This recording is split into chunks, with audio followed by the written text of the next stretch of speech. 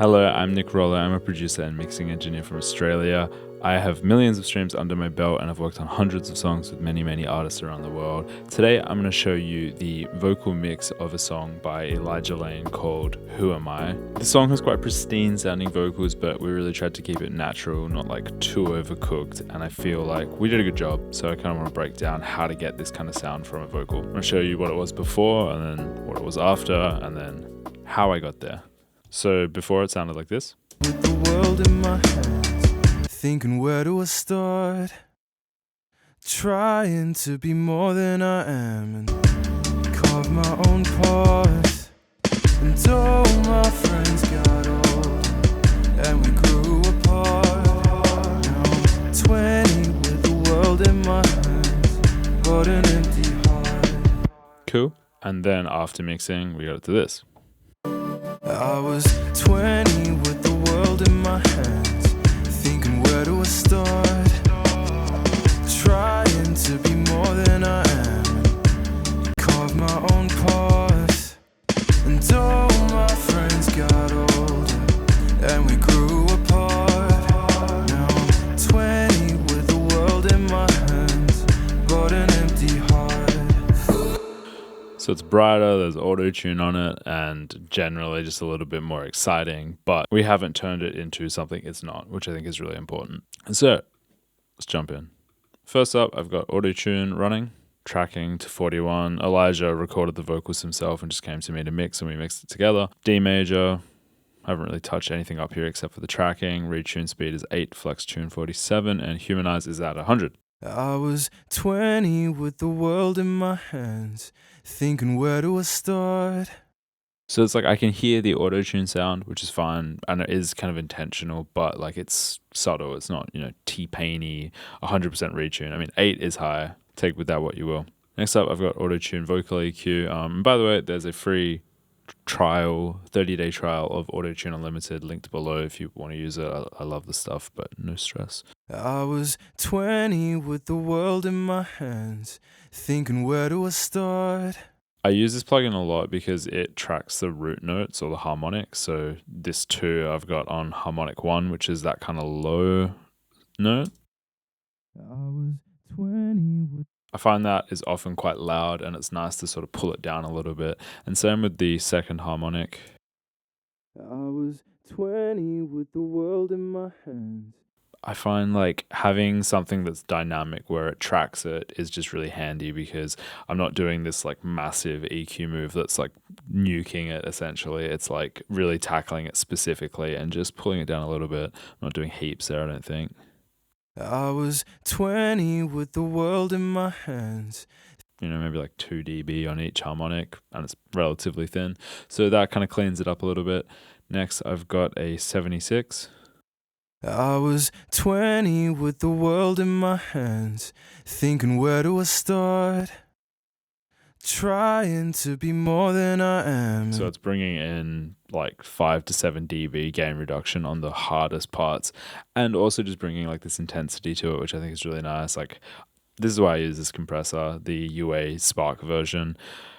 It just brings an intensity that I like. It kind of feels like when you push it a bit hard that you shouldn't, and I always like that. Next, Pro Q4. I was 20 with the So world.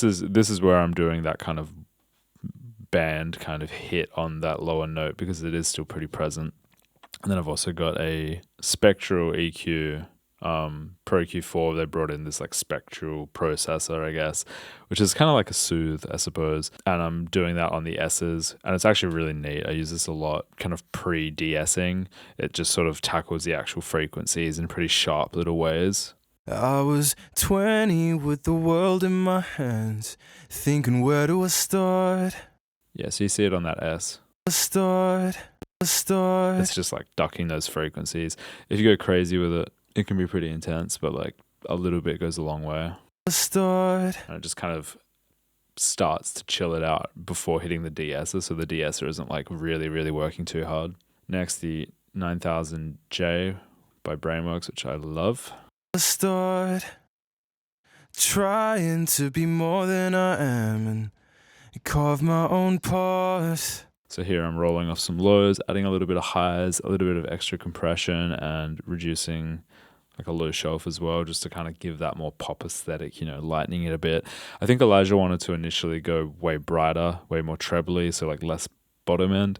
I felt like just having that human feel of like the bass of his vocal was really nice. Like, let's reduce it a little bit, but not destroy it, because I think otherwise it just doesn't feel particularly connected to the world, is the way that I think about it. It's like you get rid of the lows, and it's kind of like, I'll put this a different way. I feel like amateur mixing gets rid of the lows of everything. It's like really trebly guitar, really trebly like vocals.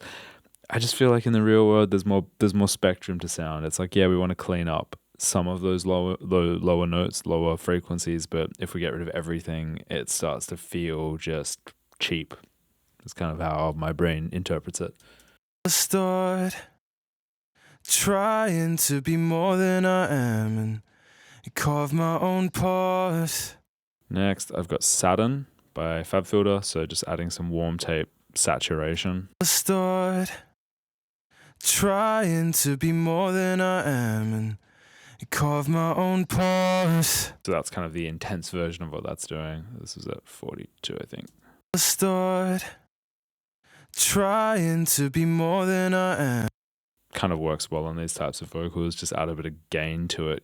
Generally pretty subtle, but it adds like kind of this excitement, I guess. Finally, like I'm adding probably tons of brightness here with the Mag EQ at 40 kilohertz, 40,000 hertz with a 3.5 boost. It just kind of, this one's subtle because it's kind of really impacting the high frequencies, but it just adds this like expensiveness, I think. Start trying to be more than I am and carve my own path. I feel like it just adds like this really light air, and it's subtle, and it's, maybe it's like not even needed, but Start trying to be more than I am. All I can kind of equate that to is it sounds like a little bit more smile, a little bit more teeth, like that kind of Justin Bieber-y sound. And I feel like when you're really high, you get that. Sure, it's probably going to get cut off by like later filtering, but just kind of a bit of brightness. Then next to de-esser by Isotope. I use this pretty religiously. 5.5 kilohertz. It's at the end of the chain, dropping 4 dB. Start trying to be more than I am and carve my own path. So it's like a little bit more processed, but I feel like it still kind of has that original charm, just hopefully a little bit more polished. I was 20 with the world in my hands, thinking where do I start? Trying to be more than I am, carve my own path. And all my friends got old, and we grew apart. Now I'm 20. Just quickly looking at the effects, I've got this unfiltered audio Sandman Pro like delay trigger. Or is that hitting here? So it's got a weird sounding delay. Just to give it a little bit of like vibes, I guess. I've also got this slap delay. There's actually no reverbs on this verse vocal. It's just a slap delay. Get that really like kind of pop, dry in your face sound. I was 20 with the world in my hands, thinking where do I start? Trying to be more than I am, carve my own path. There you go. Crazy. You can go stream this. It's linked below. Go support Elijah. And yeah, I hope you found this helpful. If you did, hit like, hit subscribe. There's a bunch of links below for like Studio One presets and some courses that I've got. So you can go check that stuff out. Hope you found it helpful. I'll catch you next video. If you need a mixing engineer or a producer, you can also check out some of my work below. Yeah, goodbye.